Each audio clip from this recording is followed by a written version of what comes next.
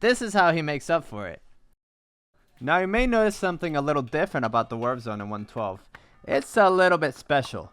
Not only does it have a really cool cutscene, but it also has a really cool character. Meet Commander Video from the Bit Trip series. And don't be fooled by the screen saying he's from Bit Trip Runner. His first appearance was actually from the second level of Bit Trip Beat, but he was actually playable in Bit Trip Runner. Now I know you're asking, what the hell is Bit Trip? Well, it is a hexology, a series of 6 games, and they are kind of cool actually.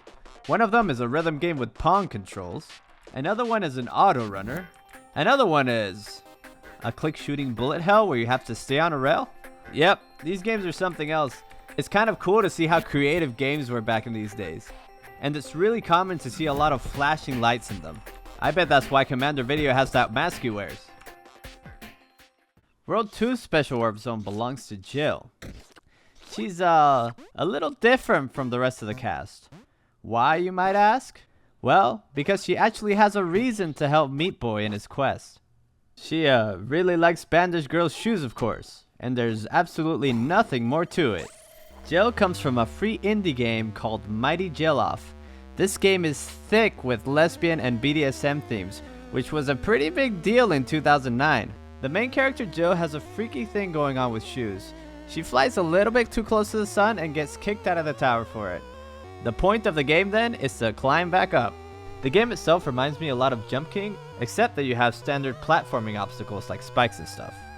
You also have Jill's signature hover that she can use in Super Meat Boy. But this game has a dark past, because basically, the lore was based off of an abusive relationship that the lead developer had with her girlfriend at the time. I'm not gonna go into it because honestly I don't know that much about it, but feel free to pause and read these posts and come to your own conclusions. The 316 Warp Zone introduces us to everyone's favorite Meat Boy lookalike, Agmo.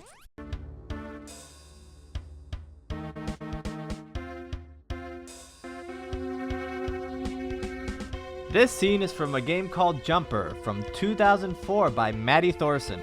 Maddie might just be the most successful guest character creator from the list because she later went on to create Celeste, so I can only assume that this game's also really good. It's pretty easy to see the influence this game had on Celeste with features like a checkpoint on every room, an extra jump in the air, a checkpoint in every room, these things that let you jump again when you collect them, and so on.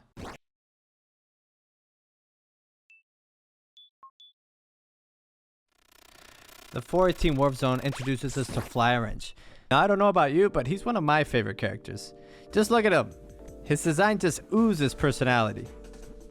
Now for some reason he's considered one of the bad characters of the game. But he has 3 jumps, so he's basically like Agmo with 1 more jump. And honestly, if you're trying to get one of those achievements where you're trying to beat a world without getting hit, Flywrench is a must, since he can cheese some pretty nasty levels. But anyways, Flywrench is from, you'll never guess, Flywrench. Fully released in 2015, but how did they know about this character in 2010 when Meat Boy was released? Well, there was actually a demo in 2007. And I'll just say it, this game is awesome. It's a trip, it's hard, but the overall vibe is so good. You play as this flying wrench and you have to flap to not fall, since when you touch the wall, you die. But when you flap, you change colors. And that's where the challenge of this game comes from. There are certain obstacles that you can go through when you're a certain color.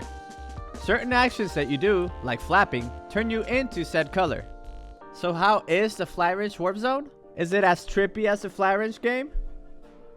Nope, they didn't even try. Although they do a good job at showing the power of Flywrench. The power to go straight up walls and cheese levels, of course.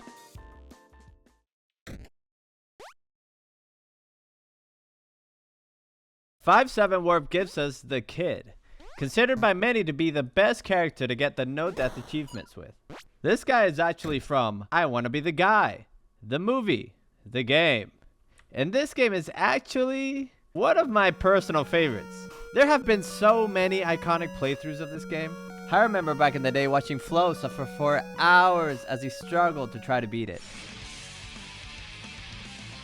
What? His playthrough actually became a pretty big deal. It became such a meme that he actually played through the game in front of an audience at a fighting game tournament. If you don't know, Flo was a pro fighting game player and he passed away a couple of years ago. And I just can't not associate this game with his playthrough. It is forever ingrained in my mind. As for the game itself, it's trolly, hard as hell, and I really recommend it if you're a fan of Meat Boy.